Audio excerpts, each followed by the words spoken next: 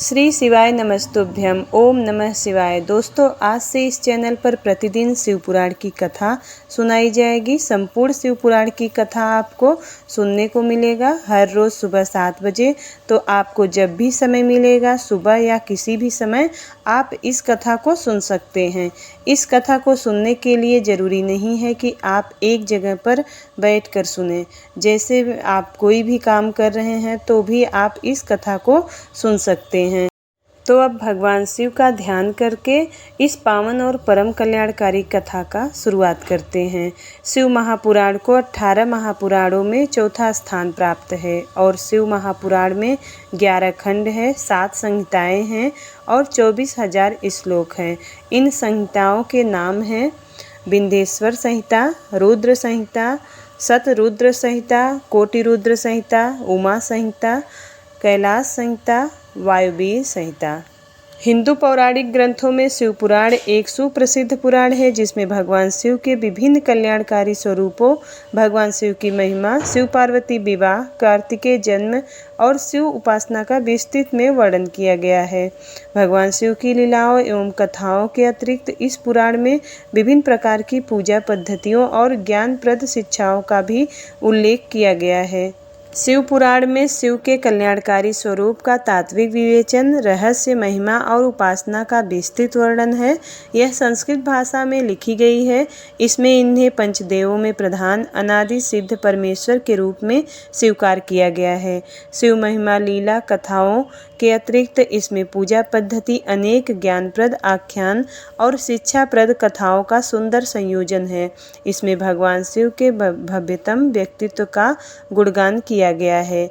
शिव जो स्वयंभू हैं, शाश्वत हैं, सर्वोच्च सत्ता हैं, विश्व चेतना है और ब्रह्मांडिक अस्तित्व के आधार हैं।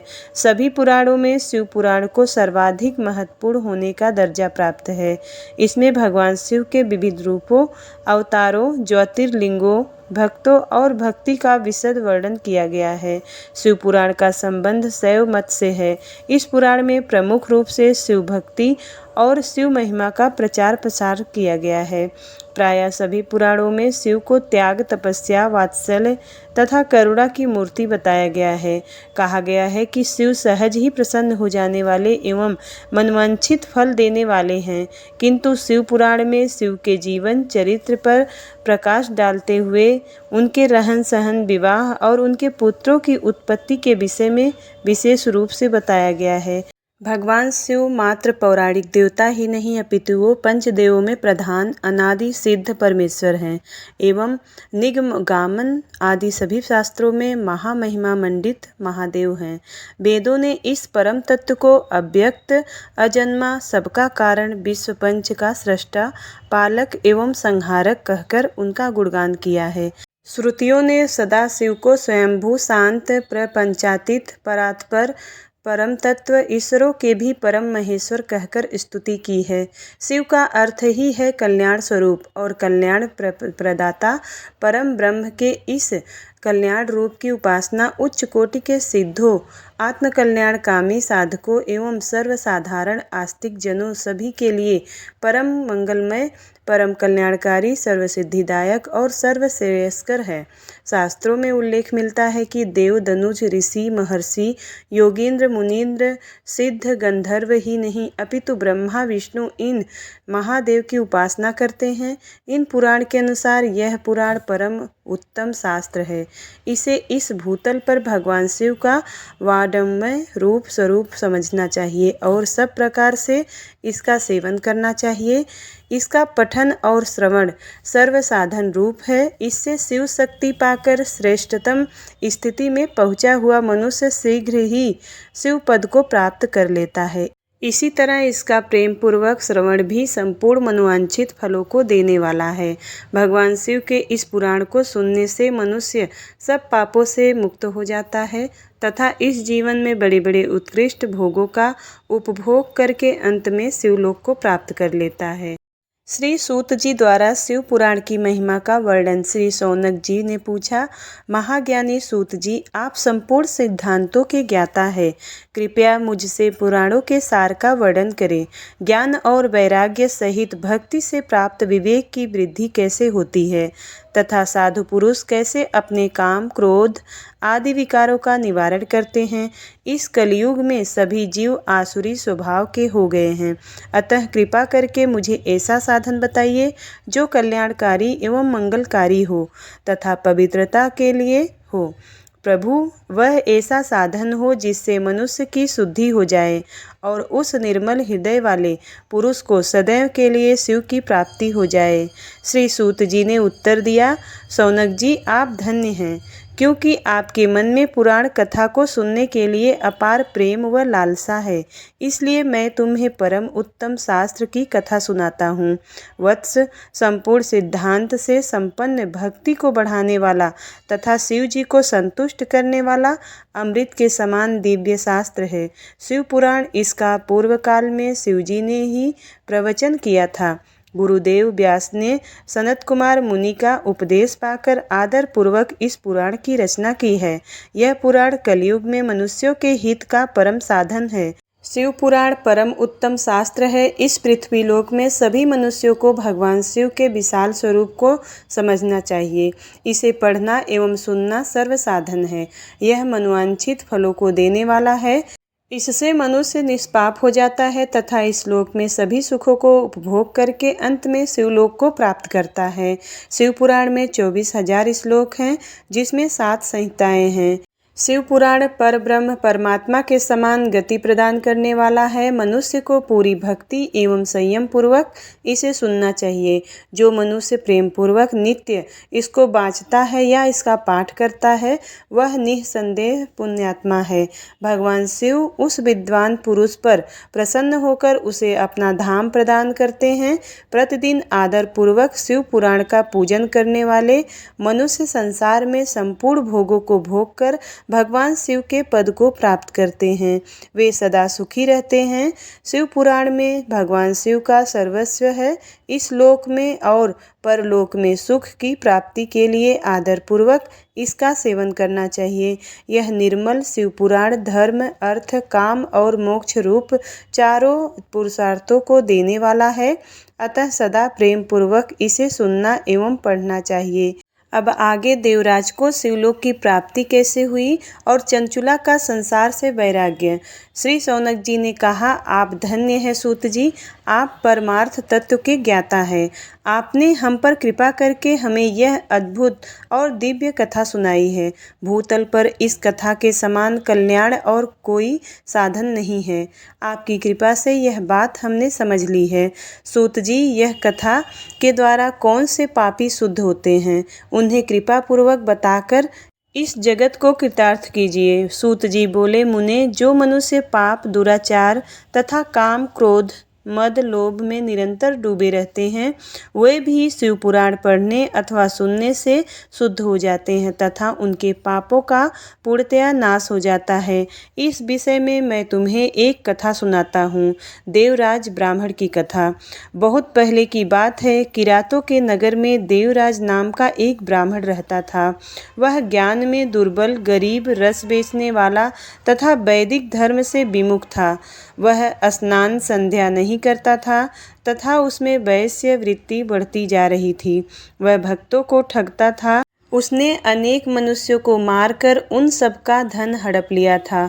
उस पापी ने थोड़ा सा भी धन धर्म के काम में नहीं लगाया था। वह वेश्यागामी तथा आचार भ्रष्ट था।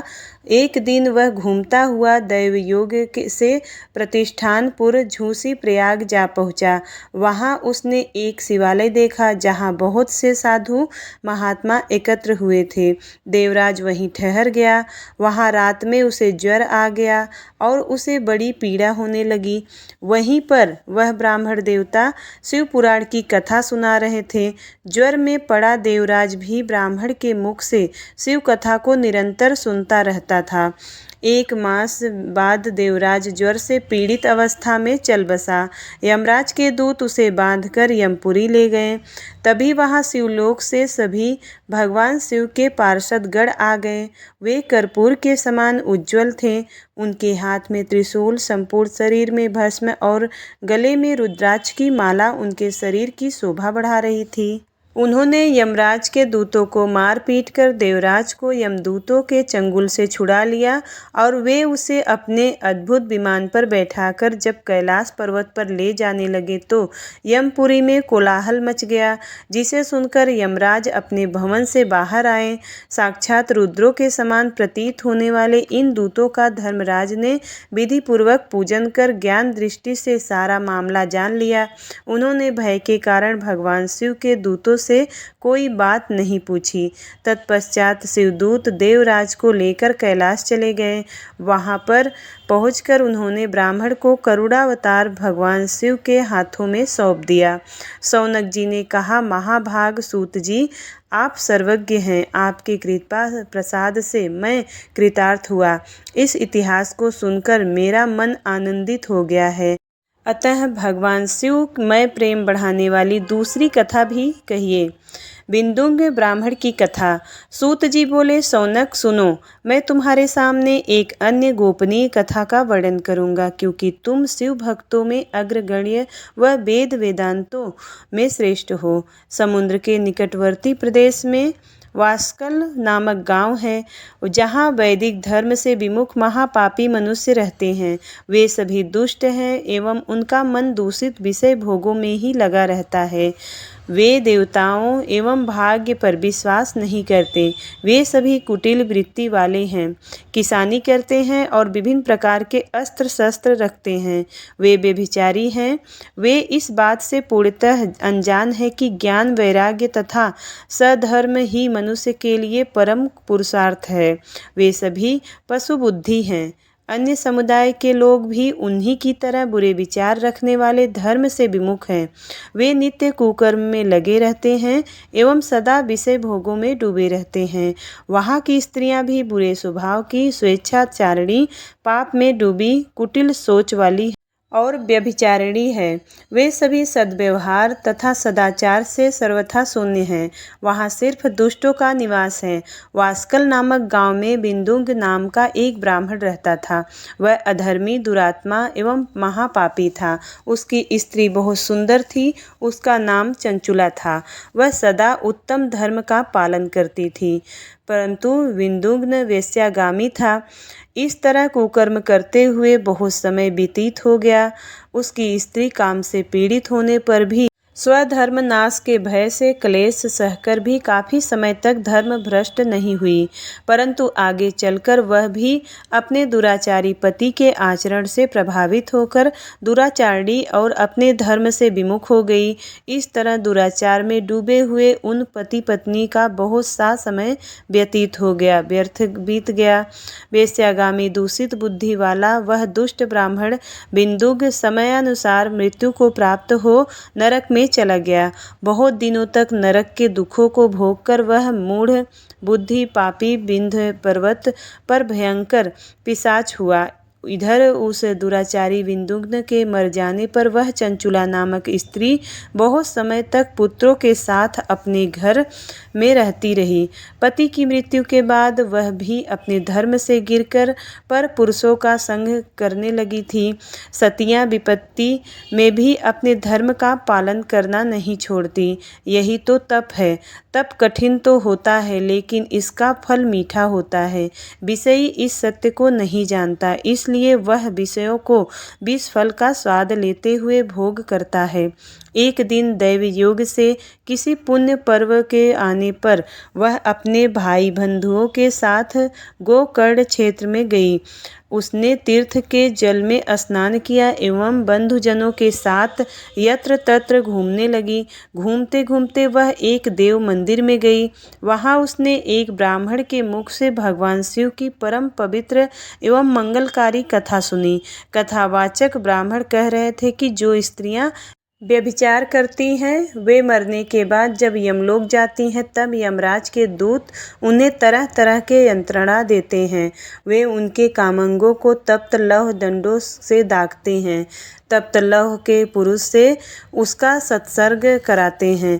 ये सारे दंड इतनी वेदना देने वाले होते हैं कि जीव पुकार पुकार कर कहता है कि अब ऐसा नहीं करेगा, लेकिन यमदूत उसे छोड़ते नहीं। कर्मों का फल तो सभी को भोगना पड़ता है। देव, ऋषि, मनुष्य सभी इससे बंधे हुए हैं। ब्राह्मण के मुख से यह वैराग बढ़ाने वाली कथा सुनकर चंचुला भय से व्याकुल हो गई। कथा समाप्त होने पर सभी लोग वहां से चले गए। तब कथा वाचने वाले ब्राह्मण देवता से चंचुला ने कहा, हे ब्राह्मण, धर्म को न जानने के कारण मेरे द्वारा बहुत बड़ा दुराचार हुआ है। स्वामी, मेरे ऊपर कृपा कर मेरा उद्धार कीजिए। आपके प्रवचन को सुनकर मुझे इस संसार से वैराग हो गया है। मुझ मूढ़ चित्त वाली पापनी को धिक्कार है। मैं निंदा के योग्य हूँ। मैं बुरे विषयों में फंसकर अपने धर्म से विमुख हो गई थी। कौन मुझ जैसी कुमार्ग में मन लगाने वाली पापनी का साथ देगा? जब यमदूत मेरे गले में फंदा डालकर मुझे बांध कर ले जाएंगे और नरक में मेरे शरीर के टुकड़े करेंगे, तब मैं कैसे इस महायातनाओं को सहन कर पाऊंगी? मैं सब प्रकार से नष्ट हो गई हूँ, क्योंकि अभी तक मैं हर तरह से पाप में डूबी रही हूँ। हे ब्राह्मण, आप मेरे गुरु हैं, आप ही मेरे माता पिता हैं। मैं आपकी शरण में आई हूँ। मुझ अबला का अब आप ही उद्धार कीजिए। सूत जी कहते हैं कि सौनक, इस प्रकार विलाप करती हुई चंचुला ब्राह्मण देवता के चरणों में गिर पड़ी। तब ब्राह्मण ने उसे कृपा पूर्वक उठाया और इस प्रकार कहा। आगे की कथा। चंचुला की शिव कथा सुनने में रुचि और शिवलोक गमन। ब्राह्मण बोले, नारी, तुम सौभाग्यशाली हो जो भगवान शंकर की कृपा से तुमने वैराग्यपूर्ण शिव पुराण की कथा सुनकर समय से अपनी गलती का एहसास कर लिया है। तुम डरो मत और भगवान शिव की शरण में जाओ। उनकी परम कृपा से तुम्हारे सभी पाप नष्ट हो जाएंगे। मैं तुम्हें भगवान शिव की कथा सहित वह मार्ग बताऊंगा जिसके द्वारा तुम्हें सुख देने वाली उत्तम गति प्राप्त होगी। शिव कथा सुनने से तुम्हारी बुद्धि शुद्ध हो गई है और तुम्हें पाश्चाताप हुआ है तथा मन में वैराग्य उत्पन्न हुआ है। पाश्चाताप ही पाप करने वाले पापियों के लिए सबसे बड़ा प्रायश्चित है। पाश्चाताप ही पापों का शोधन है। इससे ही पापों की शुद्धि होती है। सत्पुरुषों के अनुसार पापों की शुद्धि के लिए प्रायश्चित पाश्चाताप से ही संपन्न होता है। जो मनुष्य अपने कुकर्म के लिए पाश्चाताप नहीं करता वह उत्तम गति प्राप्त नहीं करता, परंतु जिसे अपने कुकृत्य पर हार्दिक पाश्चाताप होता है वह अवश्य उत्तम गति का भागीदार होता है। इसमें कोई शक नहीं है। शिव पुराण की कथा सुनने से चित्त की शुद्धि एवं मन निर्मल हो जाता है। शुद्ध चित्त में ही भगवान शिव व पार्वती का वास होता है। वह शुद्धात्मा पुरुष सदाशिव के पद को प्राप्त होता है। इस कथा का श्रवण सभी मनुष्यों के लिए कल्याणकारी है, अतः इसकी आराधना व सेवा करनी चाहिए। यह कथा भवबंधन रूपी रोग का नाश करने वाली है। भगवान शिव की कथा सुनकर हृदय में उसका मनन करना चाहिए। इससे चित्त की शुद्धि होती है। चित्त शुद्धि होने से ज्ञान और वैराग्य के साथ महेश्वर की भक्ति निश्चय ही प्रकट होती है तथा उसके अनुग्रह से दिव्य मुक्ति प्राप्त होती है। जो मनुष्य माया के प्रति आसक्त है वह इस संसार बंधन से मुक्त नहीं हो पाता। हे ब्राह्मण पत्नी, तुम अन्य विषयों में से अपने मन को हटाकर भगवान शिव शंकर की इस परम पावन कथा को सुनो। इससे तुम्हारे चित्त की शुद्धि होगी और तुम्हें मोक्ष की प्राप्ति होगी। जो मनुष्य निर्मल हृदय से भगवान शिव के चरणों का चिंतन करता है उसकी एक ही जन्म में मुक्ति हो जाती है। सूत जी कहते हैं, सौनक, यह कहकर वे ब्राह्मण चुप हो गए। उनका हृदय करुणा से भर गया। वे ध्यान में मग्न हो गए। ब्राह्मण का उक्त उपदेश सुनकर चंचुला के नेत्रों में आनंद के आंसू छलक उठे और वह हर्ष भरे हृदय से ब्राह्मण देवता के चरणों में गिर गई और हाथ जोड़कर बोली, मैं कृतार्थ हो गई। हे ब्राह्मण, शिव भक्तों में श्रेष्ठ स्वामिन, आप धन्य हैं। आप परमार्थदर्शी हैं। और सदा परोपकारी में लगे रहते हैं। साधो, मैं नरक के समुद्र में गिर रही हूँ, कृपा कर मेरा उद्धार कीजिए। जिस पौराणिक व अमृत के समान सुंदर शिव पुराण कथा की बात आपने की है, उसे सुनकर ही मेरे मन में वैराग्य उत्पन्न हुआ है। उस अमृतमयी शिव पुराण कथा को सुनने के लिए मेरे मन में बड़ी श्रद्धा हो रही है। कृपया आप मुझे उसे सुनाइए।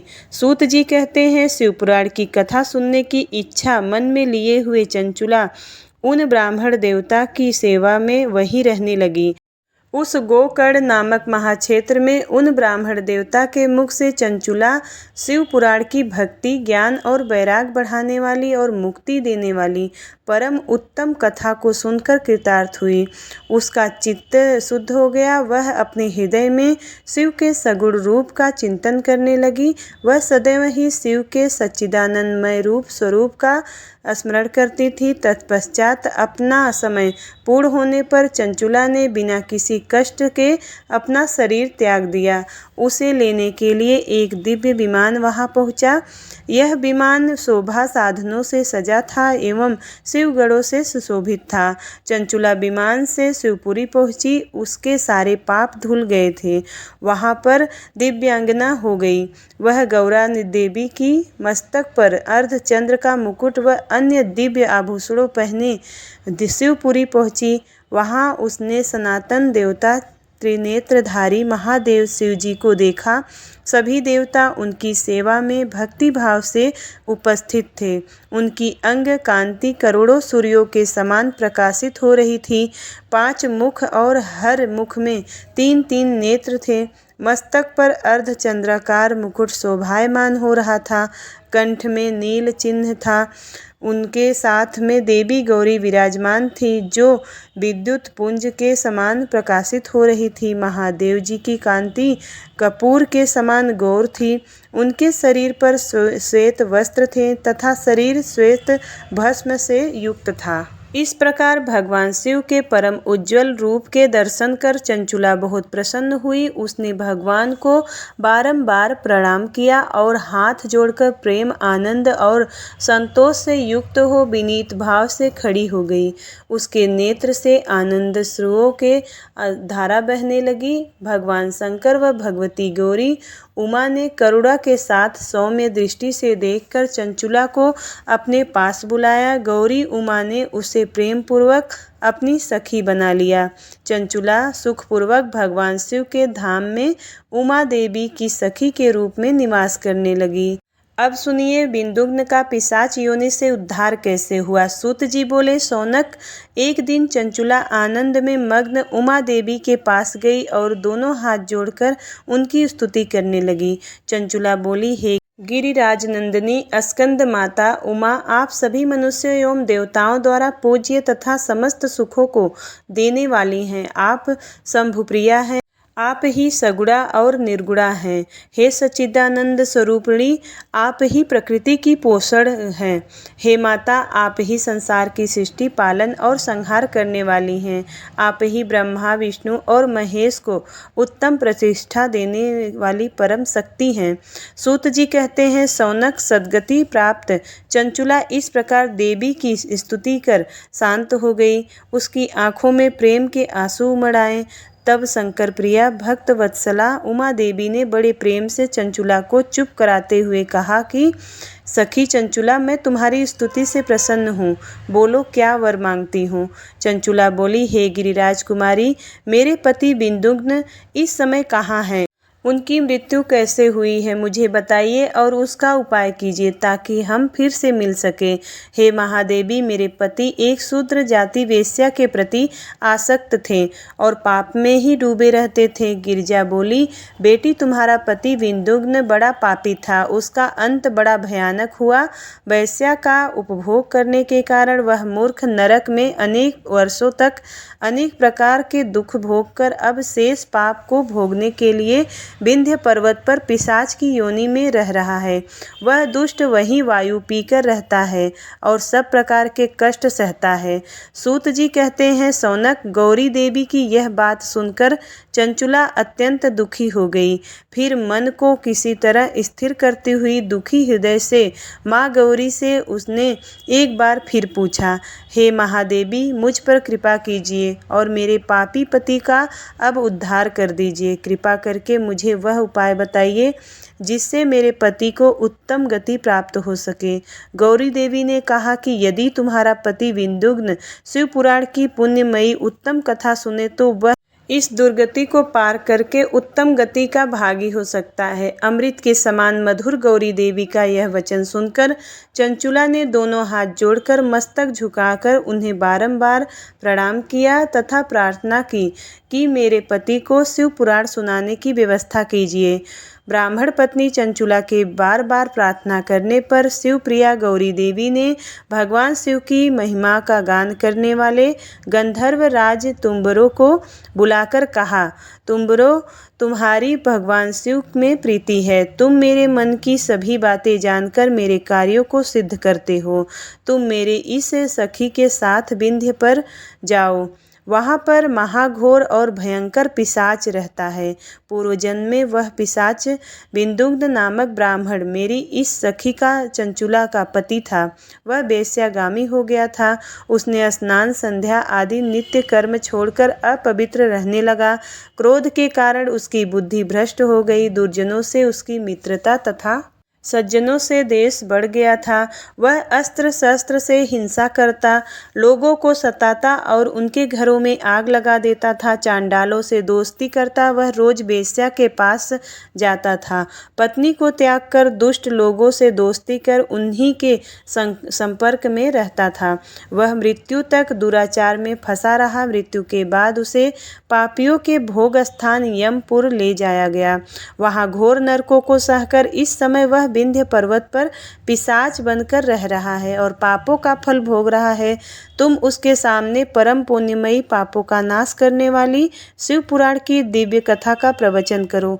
इस कथा को सुनने से उसका हृदय सभी पापों से मुक्त होकर शुद्ध हो जाएगा और वह प्रेत योनि से मुक्त हो जाएगा। दुर्गति मुक्त होने पर उस विंदुग्न नामक पिशाच को विमान पर बिठाकर तुम भगवान शिव के पास ले आना। सूत जी कहते हैं, सौनक, माँ उमा का आदेश पाकर गंधर्वराज तुम्बरो प्रसन्नता पूर्वक अपने भाग्य की सराहना करते हुए चंचुला को साथ लेकर विमान से पिशाच के निवास स्थान विंध्य पर्वत पर गया। वहां पहुंचकर उसने उस विकराल आकृति वाले पिशाच को देखा।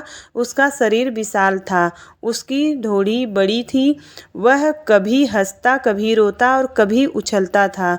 महाबली तुम्बरों ने विंदुग्ध नामक पिशाच को पासों से बांध लिया। उसके पश्चात तुम्बरों ने शिव पुराण की कथा बाँचने के लिए स्थान तलाशकर मंडल की रचना की। शीघ्र ही इस बात का पता लोगों को चल गया कि पिशाच के उद्धार हेतु देवी पार्वती की आज्ञा से तुम्बरो शिव पुराण की अमृत कथा सुनाने विंध्य पर्वत पर आया है। उस कथा को सुनने के लोभ से बहुत से देवर्षि वहां पहुंच गए। सभी को आदरपूर्वक स्थान दिया गया। पिशाच विंदुग्न को पासों में बांधकर आसन पर बिठाया गया और तब तुम्बरों ने परम उत्तम शिव पुराण की अमृत कथा का गान शुरू किया। उसने पहली विंध्येश्वर संहिता से लेकर 7वीं वायु संहिता तक शिव पुराण की कथा का स्पष्ट वर्णन किया। 7 संहिताओं सहित शिव पुराण को सुनकर सभी श्रोता कृतार्थ हो गए। परम पुण्यमय शिव पुराण को सुनकर पिशाच सभी पापों से मुक्त हो गया और उसने पिशाच शरीर का त्याग कर दिया। शीघ्र ही उसका रूप दिव्य हो गया। उसका शरीर गौर वर्ण का हो गया। शरीर पर श्वेत वस्त्र एवं पुरुषों के आभूषण आ गए। इस प्रकार दिव्य देहधारी होकर विंदुग अपनी पत्नी चंचुला के साथ स्वयं भी भगवान शिव का गुणगान करने लगा। उसे इस दिव्य रूप में देखकर सभी को बहुत आश्चर्य हुआ। उसका मन परम आनंद से परिपूर्ण हो गया। सभी भगवान महेश्वर के अद्भुत चरित्र को सुनकर कृतार्थ हो उनका यशोगान करते हुए अपने अपने धाम को चले गए। बिंदुग्न अपनी पत्नी के चंचुला के साथ विमान पर बैठकर शिवपुरी की ओर चल दिया। महेश्वर के गुणों का गान करता हुए बिंदुग्न अपनी पत्नी चंचुला व तुम्बरों के साथ शीघ्र ही शिव धाम पहुँच गया। भगवान शिव व देवी पार्वती ने उसे अपना पार्षद बना लिया। दोनों पति पत्नी सुखपूर्वक भगवान महेश्वर व देवी गौरी के श्री चरणों में अविचल निवास पाकर धन्य हो गए। अब जानते हैं शिव पुराण के श्रवण की विधि। शौनक जी कहते हैं, महाप्राज्ञ सूत जी, आप धन्य एवं शिव भक्तों में श्रेष्ठ हैं। हम पर कृपा कर हमें कल्याणमय शिव पुराण के श्रवण की विधि बतलाई, जिसमें सभी श्रोताओं को संपूर्ण उत्तम फल की प्राप्ति हो। सूत जी ने कहा, मुने शौनक, तुम्हें संपूर्ण फल की प्राप्ति के लिए मैं शिव पुराण की विधि सविस्तार बताता हूँ। सर्वप्रथम किसी ज्योतिषी को बुलाकर दान से संतुष्ट कर उससे कथा का शुभ मुहूर्त निकलवाना चाहिए और उसकी सूचना का संदेश सभी लोगों तक पहुंचाना चाहिए कि हमारे यहाँ शिव पुराण की कथा होने वाली है। अपने कल्याण की इच्छा रखने वाले को इसे सुनने अवश्य पधारना चाहिए। देश देश में जो भी भगवान शिव के भक्त हों तथा शिव कथा के कीर्तन और श्रवण के उत्सुक हों, उन सभी को आदरपूर्वक बुलाना चाहिए और उनका आदर सत्कार करना चाहिए। शिव पुराण सुनने के लिए मंदिर, तीर्थ, बनप्रात अथवा घर में ही उत्तम स्थान का निर्माण करना चाहिए। केले के खंभों से सुशोभित कथा मंडप तैयार कराएं। उसे सब ओर फल पुष्प सुंदर अलंकृत करना चाहिए। चारों कोनों पर ध्वज लगाकर उसे विभिन्न सामग्री से सुशोभित करें। भगवान शंकर के लिए भक्ति पूर्वक दिव्य आसन का निर्माण करना चाहिए तथा कथावाचक के लिए भी दिव्य आसन का निर्माण करना चाहिए। नियम पूर्वक कथा सुनने वालों के लिए भी सुयोग्य आसन की व्यवस्था करें तथा अन्य लोगों के बैठने की भी व्यवस्था करें। कथा वाचने वाले विद्वान के प्रति कभी बुरी भावना न रखें। संसार में जन्म तथा गुणों के कारण बहुत से गुरु होते हैं, परंतु उन सब में पुराणों का ज्ञाता ही परम गुरु माना जाता है। पुराण वेता पवित्र, शांत, साधु, ईर्ष्या पर विजय प्राप्त करने वाला और दयालु होना चाहिए। ऐसे गुणी मनुष्य को इस पुण्यमयी कथा को बाँचना चाहिए। सूर्योदय से 3:30 पहर तक इसे बाँचने का उपयुक्त समय है। मध्याह्न काल में 2 घड़ी तक कथा बंद रखनी चाहिए ताकि लोग मल मूत्र का त्याग कर सके। जिस दिन से कथा शुरू हो रही है उससे 1 दिन पहले व्रत ग्रहण करें।